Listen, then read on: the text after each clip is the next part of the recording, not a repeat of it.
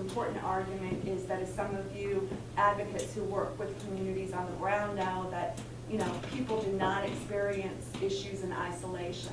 They experience all these forms of inequality at once in combination in ways that often magnify their impact. We definitely see how all of these things are connected, and it's not enough to address just one thing. That there is unfinished business of the civil rights movement.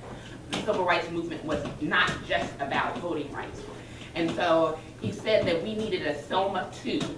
And so we say it's Selma 2.0, finishing the unfinished business of bridging divides and building the beloved community. And the reason companies like this thrive is because courts are underfunded in certain neighborhoods, in certain areas, and they look to the community as a source of funding. So they do a couple of things. They increase the amount of fines and costs that they're charging for certain penalties. And then they try to get as many people to come before them as possible. So they make everything a crime, basically. And when the community is indigent, people get trapped in the cycle of debt.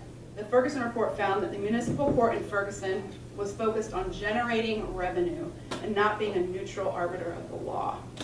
And this happens all over the country, in poor communities, communities of color, including here in Alabama. As complicated as it may be, the federal fair housing law, the provisions of the law, are some of the strongest tools that we have for advocating for housing as it relates to civil rights. Segregated housing, as we know, impacts communities' overall health. It impacts their education. It impacts their ability to accumulate and maintain wealth. And it also negatively impacts the social fabric of our communities. We know that individuals thrive. Research has shown us that individuals thrive more so in integrated communities. Let me talk about racial discrimination just for a second. It is not as in your face as it was 50 years ago or even 25 years ago. Housing discrimination happens in very subtle forms. And one of the challenges that fair housing centers face is keeping up kind of with the technological advances and ways in which realtors, property managers are discriminating against individuals in housing as it relates to sales and rental. But another piece of that, again, is the affirmatively furthering piece, and I'm sure we'll talk about that with the questions, so I won't go into that now, is cities' responsibilities and obligations to work and implement practices that will prevent segregated communities. In January, we had a Fair Housing Summit, and we had the fortunate pleasure of having Richard Rothstein, who wrote The Color of Law. And he talked about the government's role in segregated communities. And that is something that we don't talk about enough in the fair housing world. We know the history, but we don't do a good job of educating our community about. Eradicating poverty and economic insecurity requires more than a sort of subsistence-based mindset. And so I think even folks who are really concerned about poverty, it's very easy to get caught up in a way of thinking that, it's how do we make sure that people have food on the table? How do we make sure they keep their lights on? How do we make sure they're able to purchase gas? We have to think about asset building, and we have to think about wealth generation. Those are the things that are really critical. I think a trend when we talk about economic mobility today, where folks think about it in terms of getting people out of low opportunity areas into high opportunity areas. And for us, we really don't think that that's enough, right? One, because we recognize the value of these communities, regardless of the poverty rate, regardless of the unemployment rate. And we also recognize that not everyone wants to leave, and some people can't leave. So the question for us is not how do we take people to opportunity, but how do we bring sustainable ladders of opportunity? Think about what drives this gap. A big portion of it is home ownership, right? You look at the American economy, and your average American, their money's not in huge stocks or equities, it's in their house. I think developing a plan something similar to a strategic plan, where we have the education and outreach component, we have litigation, and we also include policy. I think for us in our world, we oftentimes neglect the policy work. And that, again, we're small and we're privately funded, but I know nationally that has happened some where the policy work is being addressed. And, you know, on a grander scale, pushing back on some of the guidance that we're seeing coming from our constituents, the clients that we serve. Oftentimes, we're in a room like this, and it's all of the national organizations, the local organizations, but we fail to really engage and consult with the communities that we are doing this work for. And I know within our world, we're often publishing reports for our advocates, either the people who are already at the table, but we don't engage the communities well. And I think partnering with local community groups is another addition that we need to add to partnering with local civil rights groups or national civil rights groups. Looking at HUD, looking at how they fund fair housing initiatives. And there definitely needs to be an increase in funding, I feel, for private fair housing centers. I've worked for one since 2008. Again, I said, you know, we're a small office. And when it comes to education and outreach, we're often very limited in the funding in that area. And I think that education and outreach piece would allow us to do more policy work, various things going on in all of our communities throughout, whether that's a health fair, the Okra Festival, you know, I mean, there are things within our communities where we have the opportunity to go out and engage with residents without our hats on, right? Without it being Taffany from fair housing. What people are hearing is Black children are failing, right? Because all of the schools that are failing are in segregated African American communities. We don't talk about white flight. We don't talk about the city's role in businesses coming to town and economic development and where those things are placed. And oftentimes we're not talking about it because we're not at the table when it's happening. And as a fair housing center, we have every right to be at the table. If you sit down and you have a conversation with a family or an individual that is living through economic insecurity, they don't talk about their lives by issue area. You know, like they don't go, okay, well, this is the financial access to financial services piece, this is the criminal justice piece, this is the housing piece, this is the healthcare piece. Like they talk about their lives and they talk about how they are navigating all of these systems and the challenges associated with doing that.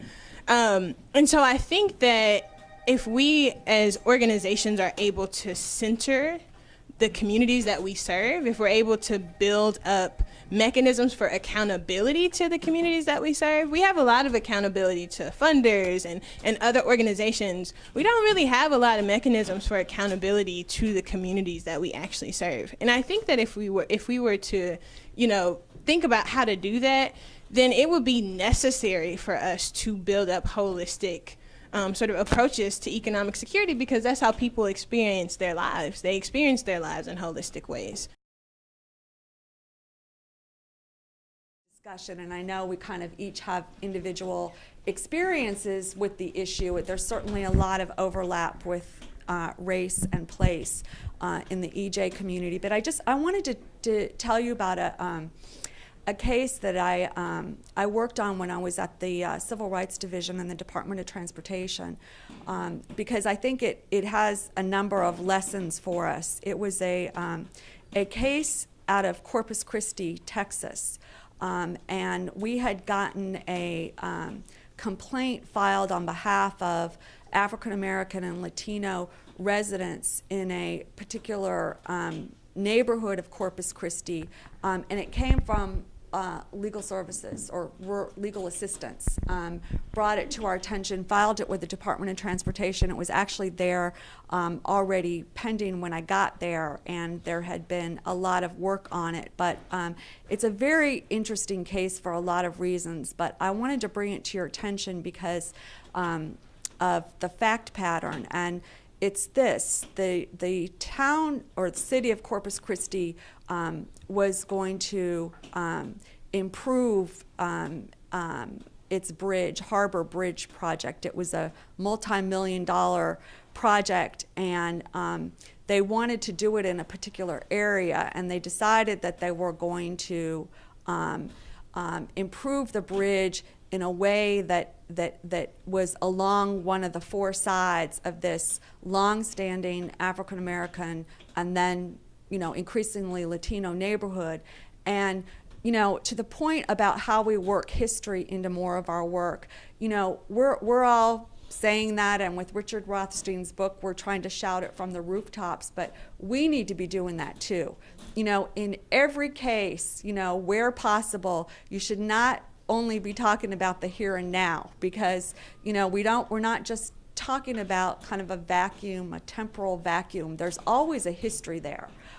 We know that when we're writing grants, for our applications, and when we're trying to make that case. And so I think it's up to us to look for that history. Some cases and some, policy advocacy projects kind of have more history available than others, but I think it's up to us to find it. So in this particular case, history was paramount because this neighborhood was an African American neighborhood that was segregated by law. That's where African Americans in Corpus Christi, Texas, had to live originally, and they had stayed there, and increasingly they were joined by Latino residents, and so the area already had a lot of history. The other really important historical facts were that I mentioned that they wanted to build the bridge along one side of the four sides of the city. Well, over time, 3 of the other sides of this area had essentially been walled off. One was environmental justice issue. An oil refinery was put along the border of this community.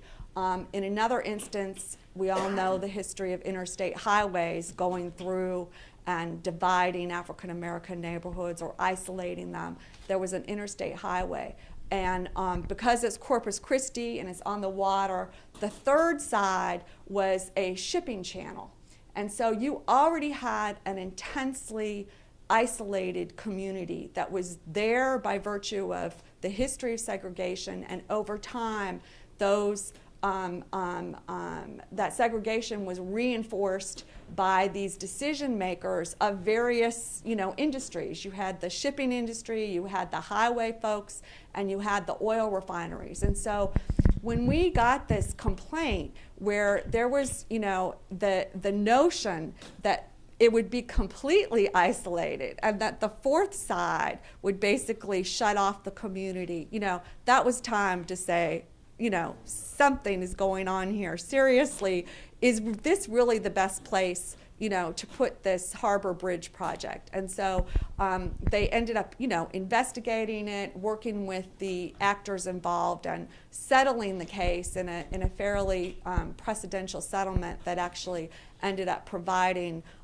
money to move out the people who wanted to leave because the neighborhoods had been so kind of underdeveloped, disinvested over time. But I think that's a great example of kind of what we're talking about. And obviously the history was key to, discussing and addressing and questioning, what is the impact of that fourth border going to do to this community. You couldn't consider the analysis of that without looking at what had happened earlier. So even though this was a case analyzing the impact of the decisions under the disparate impact standard, there was a lot of intentional history driving those decisions earlier. And so I just think it's a very illustrative example. Thank you.